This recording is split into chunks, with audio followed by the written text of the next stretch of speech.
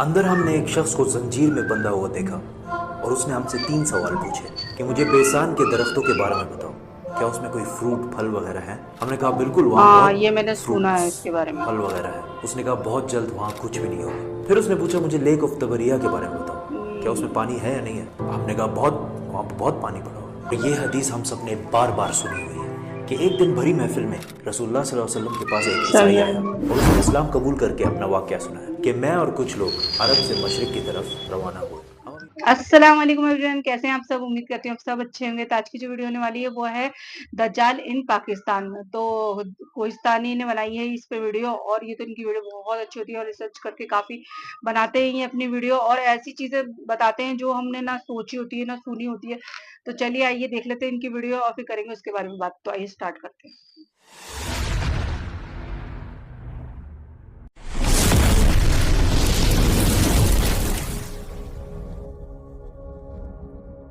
दज्जाल के बारे में बहुत सारे हदीस हैं, लेकिन एक हदीस में हमें दज्जाल की एग्जैक्ट लोकेशन के बारे में बहुत सारे हिंट्स दिए गए हैं। और ये हदीस हम सब ने बार बार सुनी हुई है कि एक दिन भरी महफिल में रसूलुल्लाह सल्लल्लाहु अलैहि वसल्लम के पास एक सही ईसाई है। आया और उसने इस्लाम कबूल करके अपना वाक़या सुनाया कि मैं और कुछ लोग अरब से मशरिक की तरफ रवाना हुए। हम अभी रास्ते में ही थे कि अचानक समंदर का मौसम बदल गया और हमारी कश्ती अपने रास्ते से भटक गई।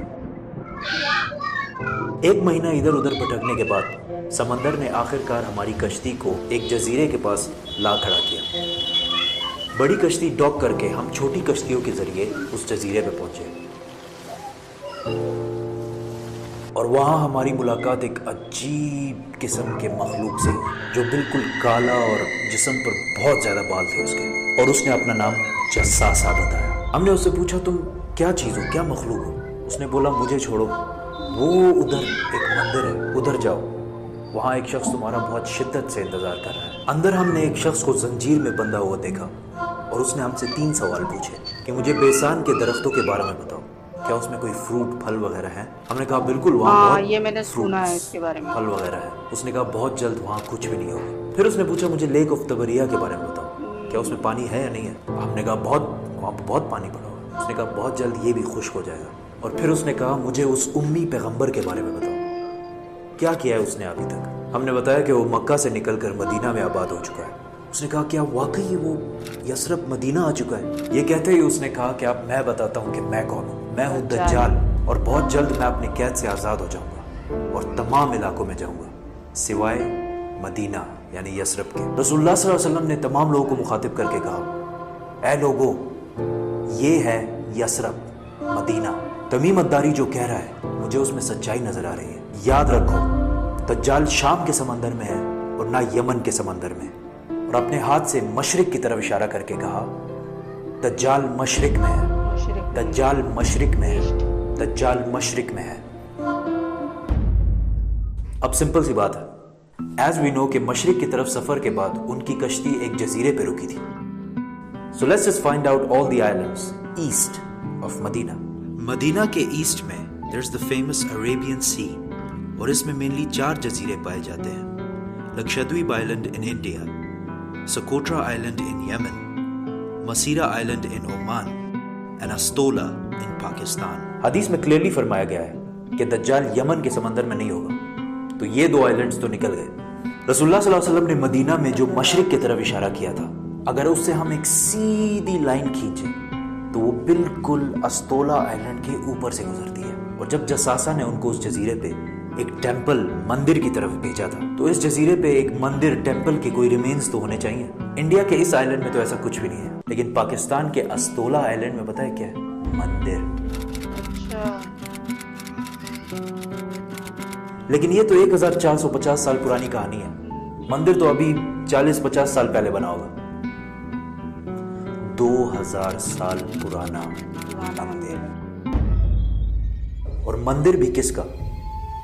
काली माता, हिंदुओं की सबसे खतरनाक और खौफनाक गॉडेस, देवी, जो दिखने में बहुत खौफनाक और जिसके जिस्म पर भी बहुत ज्यादा बाल है। कुछ याद आया?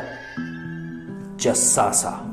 उन सहाबियों ने जिस अजीब से मखलूक की बात की थी, वो बिल्कुल हिंदुओं के इस भगवान से मिलता जुलता है। लेकिन अगर आज आप अस्तोला आइलैंड जाए तो आपको दज्जाल नहीं मिलेगा। वो आज़ाद हुआ है या नहीं ये तो नहीं पता, लेकिन ये जो जस्सासा है इसको गौर से देखें।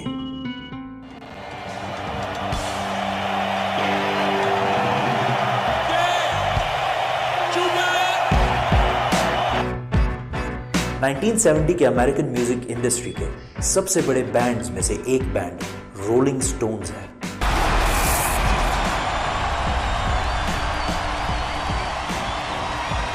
जिसने अपना ये लोगो हिंदू गॉडेस काली माता से इंस्पायर होकर बनाया, और ये लोगो पिछले सदी के सबसे मशहूर लोगोज में से एक है, और रोलिंग स्टोन्स बैंड को one of the greatest of all time माना जाता है।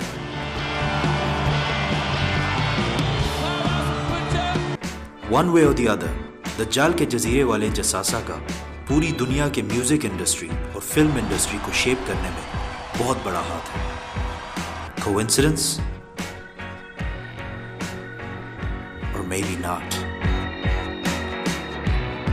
तो ये थी वीडियो, और आज की वीडियो बहुत अच्छी थी। और इन्होंने ये जो वाकया बताया कि वो लोग कश्ती में गए थे और उनको वहां एक ऐसी मखलूक मिली जिसके जो काफी काली अजीब सी, और जिसके शरीर जिस्म पे काफी बाल थे, उसका नाम जस्सासा था। उसने उन लोगों से 3 सवाल पूछे और फिर वो लेकिन वो रियल में दज्जाल था।